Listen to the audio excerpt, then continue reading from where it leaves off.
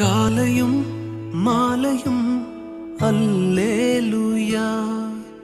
கிறிஸ்துவுக்குள் பிரியமானவர்களே, உங்கள் யாவருக்கும் மீட்பெரும் இரட்சகருமாகிய இயேசு கிறிஸ்துவின் இனிதான நாமத்தினாலே உங்கள் அனைவருக்கும் என் அன்பின் வாழ்த்துக்களை தெரிவித்துக் கொள்கிறேன். அருமையான இந்த காலை பொழுதில் சமயத்திற்கேற்ற வார்த்தை என்கிற நிகழ்ச்சியின் மூலமாக கர்த்தருடைய வார்த்தைகளை பகிர்ந்து கொள்வதில் மிகுந்த சந்தோஷப்படுகிறேன். இந்த நாள் உங்களுக்கு மிகுந்த ஆசீர்வாதமாக இருக்கும்படி உங்களை மனதார வாழ்த்துகிறேன். கர்த்தர் மகிமைப்படுவாராக. கர்த்தருக்கு ஸ்தோத்திரம். இந்த நாளிலும் கூட உங்களுக்காக ஒரு வேத வசனத்தை வாசித்து உங்களுக்காக ஜெபிக்க விரும்புகிறேன். என்னோடு கூட வேதத்தை திருப்பிக் கொள்ளுங்கள். 1 கொரிந்தியர் 2ஆம் அதிகாரம் அதனுடைய 15வது வாக்கியத்தை வாசிப்போம். ஆவிக்குரியவன் எல்லாவற்றையும் ஆராய்ந்து நிதானிக்கிறான், ஆனாலும் அவன் மற்ற ஒருவனாலும் ஆராய்ந்து நிதானிக்கப்படான். கர்த்தருக்கு ஸ்தோத்திரம். என் கண்பான தேவஜனமே, அருமையான இந்த காலை பொழுதிலே யார் ஆவிக்குரியவர்கள் என்கிற தலைப்பிலே கர்த்தருடைய வார்த்தைகளை நாம் சிந்திக்க போகிறோம். யார் ஆவிக்குரியவர்கள் அப்படின்னு சொல்லி கடந்த சில நாட்களாக நம்ம சிந்தித்து வருகிறோம். நேற்றைய தினத்தில் கூட மனரம்யமாய் வாழ்கிறவர்கள் ஆவிக்குரியவர்கள் என்று சிந்தித்தோம். அருமையான இந்த காலை பொழுதிலே ஸ்தோத்திரம். ரோமர் 8ஆம் அதிகாரம் 14வது வாக்கியம் சொல்லுகிறது, மேலும் எவர்கள் தேவனுடைய ஆவியினால் நடத்தப்படுகிறார்களோ அவர்கள் தேவனுடைய புத்திரராயிருக்கிறார்கள். கர்த்தருக்கு ஸ்தோத்திரம். என் கண்பான தேவ ஜனமே, அருமையான இந்த காலை பொழுதிலே யார் ஆவிக்குரியவர்கள் அப்படி நம்ம படிக்கும் பொழுது ஸ்தோத்திரம், தேவ ஆவியினால் நடத்தப்படுகிறவர்கள் நல்ல ஆவிக்குரியவர்கள். கர்த்தருக்கு ஸ்தோத்திரம். நாம் ஞானஸ்நானம் எடுத்திருக்கிறோம். நம்ம ஒரு ஆலயத்தில் அங்கத்துவம் வகிக்கிறோம் அல்லது ஒரு சபையில் உறுப்பினராக இருக்கிறோம். அது மட்டும் கிறிஸ்துவம் அல்ல. ஜெபிக்கிறோம், ஆராதிக்கிறோம், தசம்பாகங்களை கொடுக்கிறோம், காணிக்கைகளை கொடுக்கிறோம், தான தர்மங்களை செய்கிறோம். அது மாத்திரமல்ல கிறிஸ்துவ வாழ்க்கை, அது மாத்திரமல்ல ஆவிக்குரிய வாழ்க்கை. எவர்கள் தேவனுடைய ஆவியினால் நடத்தப்படுகிறார்களோ, எவர்கள் கர்த்தருடைய ஆவியானவரால் நடத்தப்படுகிறார்களோ அவர்கள் தேவனுடைய புத்திரர் எனப்படுவார்கள் என்று வேதத்தில் வாசிக்கிறோம். பண்பானவர்களே, வெறும் ஞானஸ்நானம் எடுத்தவர்கள், சபையில உறுப்பினராய் இருக்கிறவர்கள், கர்த்தருக்காக கொடுக்கிறவர்கள், ஜெபிக்கிறவர்கள் மட்டுமல்ல ஆவிக்குரியவர்கள். எவர்கள் தேவ ஆவியினால் நடத்தப்படுகிறார்களோ அவர்கள் சிறந்த ஆவிக்குரியவான்கள். கர்த்தருக்கு ஸ்தோத்திரம். நாம் ஆவியானவரை நடத்தக்கூடாது, ஆவியானவர் நம்மை நடத்த வேண்டும். ஸ்தோத்திரம். நம் ஆவியானவரால் நாம் நடத்தப்பட வேண்டும். நம்முடைய ஊழியம் ஆவியானவரால் நடத்தப்பட வேண்டும். நம்முடைய குடும்ப வாழ்க்கை ஆவியானவரால் நடத்தப்பட வேண்டும். நம்முடைய தரிசனம், நம்முடைய திட்டங்களை நிறைவேற்றுவதற்கு ஆவியானவருடைய ஒத்தாசை நமக்கு தேவை. கர்த்தருக்கு ஸ்தோத்திரம். காரணம், பரிசுத்த ஆவியானவர் தான் நம்மை சகல பாவங்களுக்கும் அக்கிரமங்களுக்கும் விலக்கி நீதியின் பாதையிலே நடத்த முடியும். ஸ்தோத்திரம். அவர் நம்மிடத்தில் வரும்பொழுது பாவத்தை குறித்தும் நீதியை குறித்தும் நியாய தீர்ப்பை குறித்தும் கண்டித்து உணர்த்துவார் என்று சொல்லி நம்ம வேதத்திலே வாசிக்கிறோம். ஏன் நம்ம ஆவியானவரால் நடத்தப்படணும்னா, ஒவ்வொரு நாளும் பாவத்தை குறித்தும் நீதியை குறித்தும் நியாய தீர்ப்பை குறித்தும் அவர் கண்டித்து உணர்த்துகிற ஆவியானவராய் இருக்கிறார். கர்த்தருக்கு ஸ்தோத்திரம்.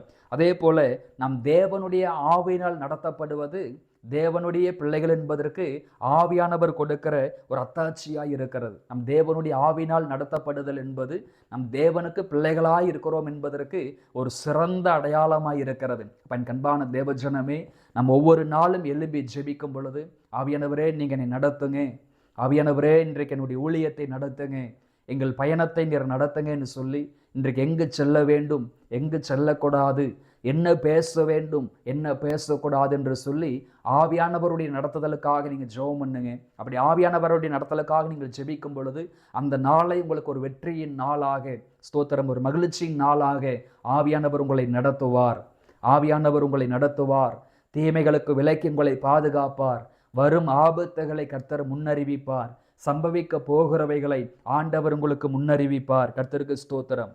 அப்ப ஆவியானவரால் நடத்தப்படுதல் என்பது ஸ்தோத்திரம் ஒரு தகுதியின் அடையாளமாய் இருக்கிறது. அதாவது ரோமர் 8ஆம் அதிகாரம் 9வது வசனம் சொல்லுகிறது, தேவனுடைய ஆவி உங்களில் வாசமாயிருந்தால் நீங்கள் மாம்சத்துக்கு உட்பட்டவர்களாய் இராமல் ஆவிக்கு உட்பட்டவர்களாய் இருப்பீர்கள். கிறிஸ்துவின் ஆவி இல்லாதவன் அவருடையவன் அல்ல என்று வேதத்தில் வாசிக்கிறோம். நாம் ஞானஸ்நானம் எடுத்திருந்தாலும் கூட, ஸ்தோத்திரம், வேதத்தை நாம் வாசித்திருந்தாலும் கூட நமக்கு அதெல்லாம் தாண்டி ஒரு காரியம் தேவைப்படுகிறது. நாம் பரிசுத்தாவியின் அபிஷேகத்தை பெற்றுக்கொள்ள வேண்டும். ஆவியானவரை நாம் பெற்றுக்கொள்ள வேண்டும். காரணம், உங்களுக்குள்ளே கர்த்தருடைய ஆவி வாசமாயிருந்தால், தேவனுடைய ஆவி உங்களுக்குள் வாசமாயிருந்தால் நீங்கள் மாம்சத்துக்குட்பட்டு நடக்க மாட்டீர்கள். காரணம், மாம்சம் மரணத்தை கொண்டு வரும். ஸ்தோத்திர. ஆவியோ நமக்கு நித்திய ஜீவனை உண்டாக்கும்.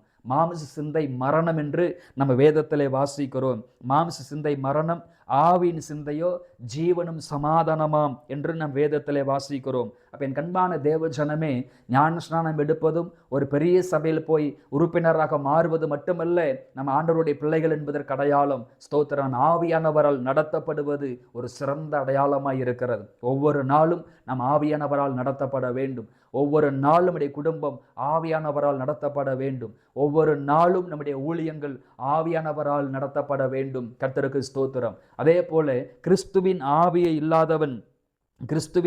இல்லாதவன் அவருடையவன் அல்ல என்று வேதத்திலே நாம் வாசிக்கிறோம். அப்ப என் கண்பானவர்களே, ஆண்டவராக இயேசு கிறிஸ்துவிற்கே பரிசுத்தாவின் அபிஷேகம் தேவை என்று சொன்னால் நமக்கு எவ்வளவு தேவை என்று நம்ம வேதத்தில் படிக்கிறோம். அது அப்போஸ்தலர் 10:38 வாசிக்கிறோம்.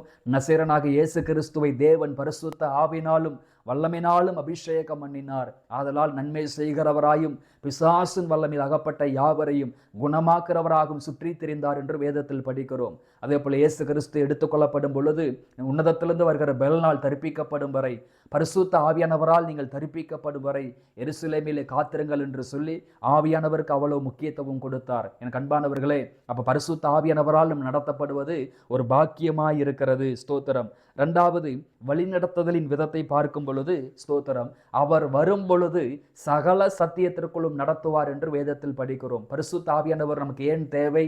ஏன் ஆவியானவரால் நடத்தப்பட வேண்டும் என்று சொன்னால், பரிசுத்த ஆவியானவர் உங்களிடத்தில் வரும் பொழுது சகல சத்தியத்திற்குள்ளும் உங்களை நடத்துவார் என்று வேதத்தில் படிக்கிறோம். தேற்றவாளனாகிய பரிசுத்த ஆவியானவர் உங்களிடத்தில் வரும் பொழுது சகல சத்தியத்திற்குள்ளும் நடத்துவார் என்று வேதத்தில் வாசிக்கிறோம்.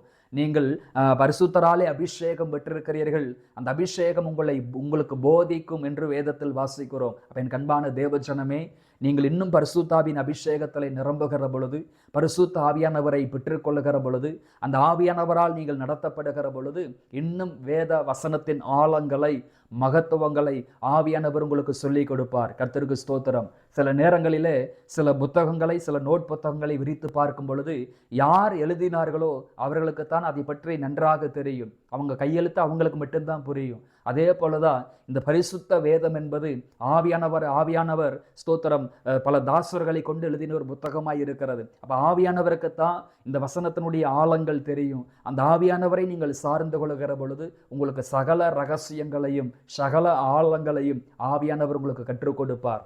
சகல சத்தியத்திற்குள்ளும் உங்களை நடத்துவார் என்பதை நீங்கள் ஸ்தோத்திரம் விசுவாசியுங்கள். கர்த்தருக்கு ஸ்தோத்திரம். அதே போல நம்முடைய சுபாவங்களை மாற்றுகிறார். பரிசுத்த ஆவியானவர் நம்முடைய சுபாவங்களை மாற்றுகிற ஆவியானவராய் இருக்கிறார். கலாத்தியர் 5:22-23 வாசித்து பார்க்கும் பொழுது அந்த ஆவியானவர் தான் நமக்குள்ளே ஸ்தோத்திரம் ஆவியின் கனிகளை உருவாக்குகிறார். மாம்சத்தின் கீரைகளை எல்லாம் மாற்றி நமக்குள்ளே ஆவியின் கனிகளை உருவாக்குகிறார். கர்த்தருக்கு ஸ்தோத்திரம். அப்ப ஆவியானவரால் நடத்தப்படுதல் என்பது தேவ பிள்ளைகள் என்பதற்கு ஒரு அடையாளமாய், ஒரு தகுதியாய் இருக்கிறது. ஸ்தோத்திரம். இரண்டாவது, அந்த ஆவியானவர் வருகிற பொழுது அவருடைய நடத்துதல் எப்படிப்பட்டதுன்னு பார்க்கும் பொழுது சகல சத்தியத்திற்குள்ளும் உங்களை நடத்துகிறார். கர்த்தருக்கு ஸ்தோத்திரம்.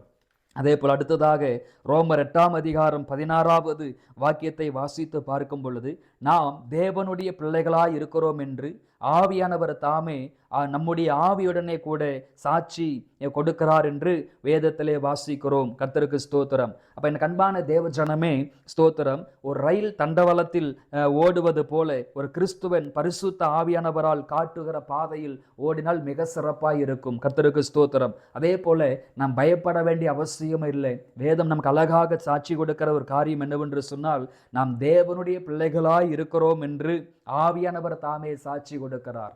ஆவியானவர் தாமே சாட்சி கொடுக்கிறார். கர்த்தர் ஸ்தோத்திரம். அது உரிமையின் ஆசீர்வாதமாய் இருக்கிறது. தைரியமா சொல்லலாம், நான் ஆண்டவருடைய பிள்ளை. தைரியமா சொல்லலாம், நான் ஏசப்பாவுடைய பிள்ளை. நான் ஒரு தேவனுடைய பிள்ளை, நான் ஒரு கிறிஸ்துவன். காரணம், நான் ஆண்டவரால் ரட்சிக்கப்பட்டவனாய் இருக்கிறேன், பரிசுத்த ஆவியானவரால் அபிஷேகம் பெற்றவனாய் இருக்கிறேன், எனக்குள்ளே ஆவியானவர் வாசம் பண்ணுகிறார், அந்த ஆவியானவர் எனக்குள்ளே சாட்சி கொடுக்கிறார் என்று சொல்லி நம் தைரியமாக சொல்லலாம். என் அன்பான தேவஜனமே, அப்ப யார் ஆவிக்குரியவர்கள் என்று பார்க்கும் பொழுது ஸ்தோத்திரம், ஆவியானவரால் நடத்தப்படுகிறவர்கள் நல்ல ஆவிக்குரியவர்களாய் இருக்கிறாங்க. அதனால ஒவ்வொரு நாளும் நீங்கள் மாம்சத்தை சார்ந்து கொள்ளாமல் ஒவ்வொரு நாளும் ஆவியானவரை சார்ந்து கொள்ளுங்க. ஆவியானவரை சார்ந்து கொள்ளுகிற குடும்பம் ஜெயிக்கும். ஆவியானவரை சார்ந்து கொள்ளுகிற ஊழியங்கள் ஜெயிக்கும்.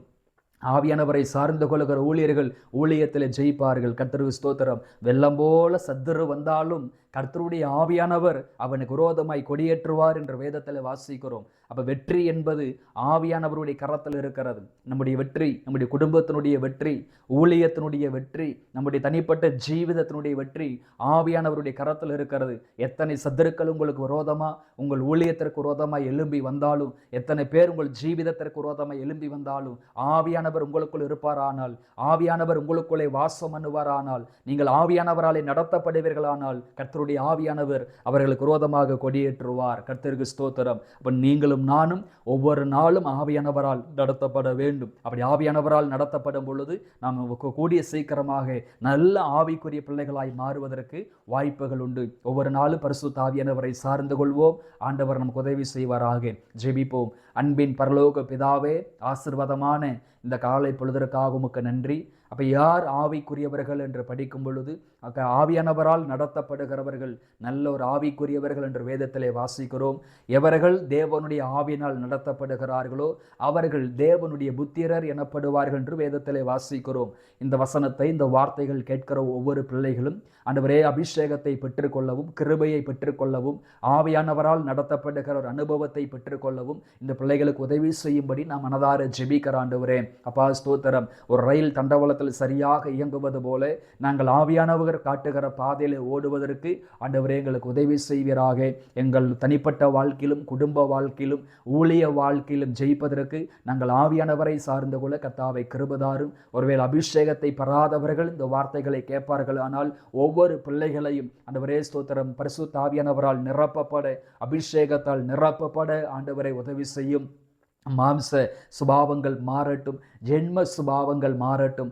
ஆவியானவராலே நல்ல சுபாவங்களும் நல்ல கனிகளும் உருவாகும்படி ஜெபிக்கிறேன். பரிசுத்த ஆவியானவரே, இவர்களை சகல சத்தியத்திற்குள்ளும் நடத்தும்படி நான் மனதார ஜெபிக்கிறேன். இவர்கள் பார்க்கும்படி இவங்களுடைய மனக்கண்கள் திறக்கப்பட நான் மனதார ஜெபிக்கிறேன். அப்போ இந்த வார்த்தைகளை கேட்கிற ஒவ்வொரு பிள்ளைகளையும் ஆசீர்வதியும். இந்த நாள் இவர்களுக்கு ஆசீர்வாதமாய் அனுகூலமாய் இருக்கும்படி நான் மனதார ஜெபிக்கிறேன். எல்லாவற்றையும் பொறுப்படுத்திக் கொள்ளும், பலப்படுத்தும், ஆசீர்வதியும். இயேசுவின் நாமத்தில் பிதாவே, ஆமேன். கிறிஸ்துவுக்குள் பிரியமானவர்களே, இந்த வார்த்தைகளின் அடிப்படையிலே ஆண்டவர் உங்களை ஆசீர்வதிப்பாராக. God bless you.